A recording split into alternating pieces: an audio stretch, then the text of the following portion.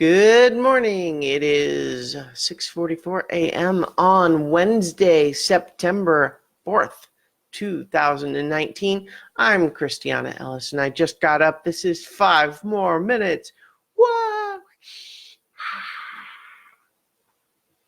That was supposed to be crowd noise, if it wasn't clear. So, I thought today that I would talk a little bit about my most recent attempted computer upgrade, which was that I purchased some RAM for my computer so that my computer would have more RAM. Now, this didn't go very well, unfortunately, and I'm not sure what the problem is yet. Installing new RAM is an upgrade of a type that I've done before and is actually usually pretty easy, as long as you can figure out what kind of RAM you're supposed to get. Now, it may well be that that is the step that I actually failed on, but the actual physical process of installing new RAM is pretty easy as long as you're not intimidated by working on the inside of your computer. Now, that is for a desktop. A laptop is more complicated, obviously. But generally speaking, your motherboard just has little brackets that hold little chips in there, and you just go dunk, shunk, shunk, dunk, and turn your computer back on. Unfortunately, the new ones that I ordered didn't work. And what happens when your memory doesn't work is you turn the power on your computer, and it just goes beep, beep, beep, and doesn't want to open up.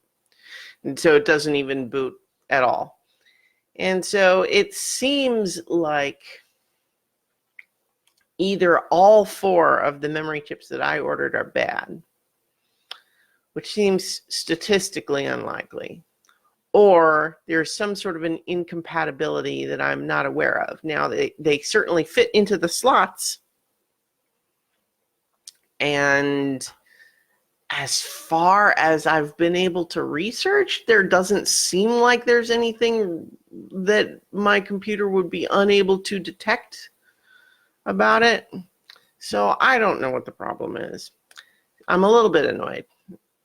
It's not like I spent hundreds and hundreds of dollars on these RAM chips or anything, but I bought them because I wanted my computer to have more RAM. So it's less about the money and more about just me. So yeah, in asking if are the slots paired, they may be. I looked it up, but the point is I tested all the different configurations. So I'm pretty sure it's not anything to do with that, because what I tested is the ability to, because I was able to get my computer running again with the old memory, I was able to confirm, like, okay, well, of these 4 slots, if I have old memory in 2 of them and nothing in the other 2, that works. If I do the same thing with the new memory, doesn't work. Basically, any configuration that works with the old memory doesn't work with the new memory. And there's no combination that seems like any chip of the new memory will let the computer wake up. So frustrating. I'm going to probably try to call their customer service or whatever just to see if I can actually identify, because if it actually is like, oh, well, no, see, you got the 284.37B memory. You actually need the 284.37C memory. And it was just some tiny little configuration glitch that, or, difference that I didn't discern when I bought it. That might be the... So again, it's not a slot maximum. Right now, I have 4 chips of current memory in there, and I cannot even swap just 1 of them or just 2 of them or anything with the new memory. There is no option where even a single memory... So loading up 1 of the old memory works. 1 of the new memory doesn't work. 2 of the old memory works. 2 of the new memory doesn't work. 2 of the old memory and 2 of the new memory doesn't work. 4 of the old memory works. So, yeah. there's all sorts of things that it could be. I have not been able to figure out what it is.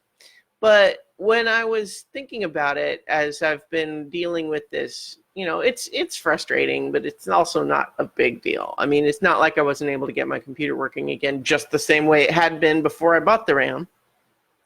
But it did take me back kind of, because one of my first sort of part-time jobs was doing computer tech support for kind of informally for a nonprofit organization. And this was basically just, there was basically an organization is too small to have like a real IT department. And so basically they employed me just, so-and-so says their mouse doesn't work. Can you go check it out? And that sort of thing. And I've built my own desktops a couple of times. And certainly I've made other upgrades to my current computer. I've upgraded the video card twice. I've put a new hard drive in, all that sort of thing. This sort of incident has me wondering if it's finally time for a new motherboard, because I've had this one for a while. But it just makes me trace back through my own personal history to being in the basement of my childhood home, installing a new modem in the computer, and just learning the ins and outs of working on the hardware of these things. And some of that's fond memories, although certainly it's